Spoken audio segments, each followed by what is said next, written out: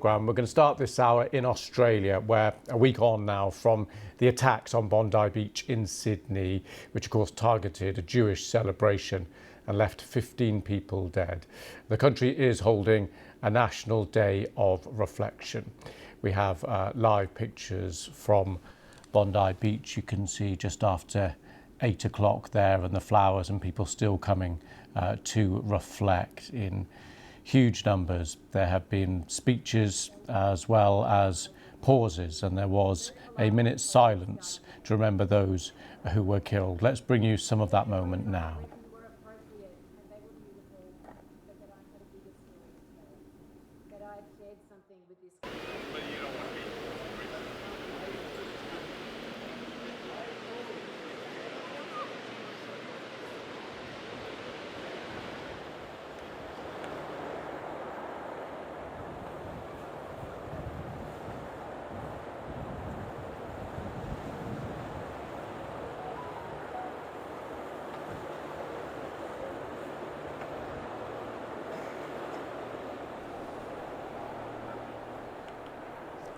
Well as the people, plenty of people there that you can see have been attending that event, the Australian Prime Minister Anthony Albanese arrived, and when he did, he received a loud chorus of boos. Take a listen.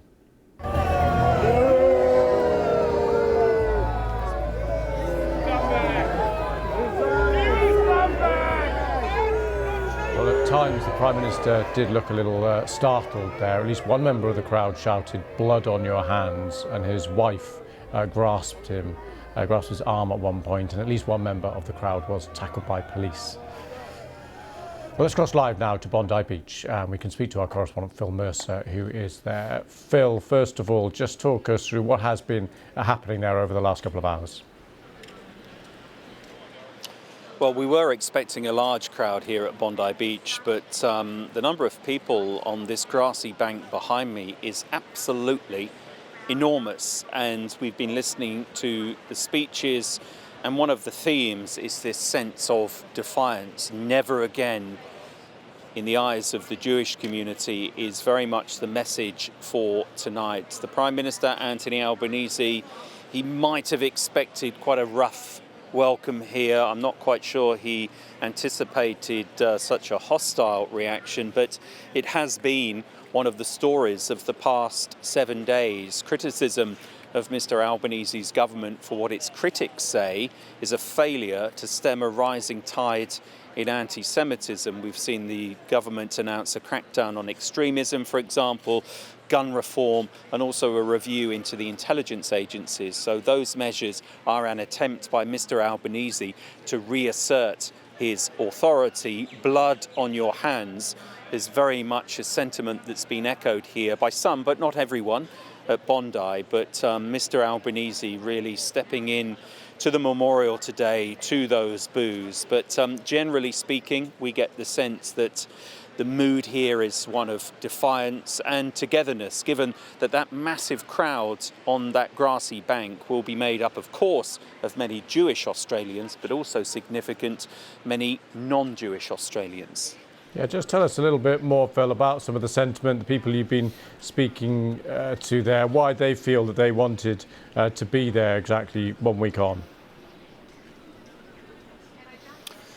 Bit of therapy, really. It's very therapeutic for the people we've been speaking to come together, to be in a large crowd of like-minded people, in as much as people wanting to be together for this minute of silence that was held at 6:47 p.m.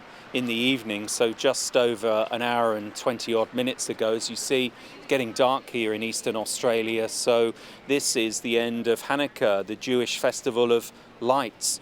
And now that it's getting dark across Australia, many government buildings will be bathed in yellow light as a tribute to the victims. Flags have been flying at half-mast, and security here has been absolutely tight. The bay off Bondi Beach, there was another police cruiser on the water. Reports of snipers on the roof. Certainly a very heavy police presence, police on horses, on bikes. The riot squad is here. So security is very tight. So in a way, that wraps arms of safety around people coming to acknowledge the horror that unfolded here 7 days ago. A week ago, there were bodies on the ground. And not too long ago, but an awful lot has happened. So today is very important, I think, for people just to come and be together, to share their defiance, to share their sadness, but also to, as we say, to say never again. Phil, thank you.